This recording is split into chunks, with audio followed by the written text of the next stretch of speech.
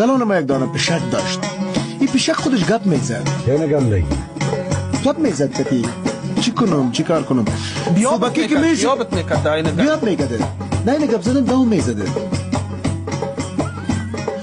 بی تربیه پشک خب تربیه بود دیگه میرفتم بود دیگه حیوان است. امی پدر کلان ما امی پشک امی کشید 15 جریب زمینه 120 جریب زمینه پشک کلبه میکرد. کلبه رو پشت سرش جمع میکرد. جزا میدادم بی تربیه خوب میکرد.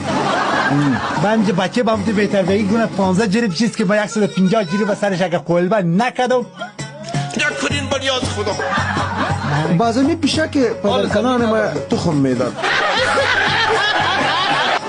دیگه 15 پشک پدر کلانم تخم میداد. بعضی تخمه ازی بسیار زیاد میشد 120 دانه 200 دانه تخم میشد پشک. باز ما تخمه ازی سر بام منداختیم خشک میکردیمش خشک میکردیم بازی را آرد میکردیم 2 وقت زمان.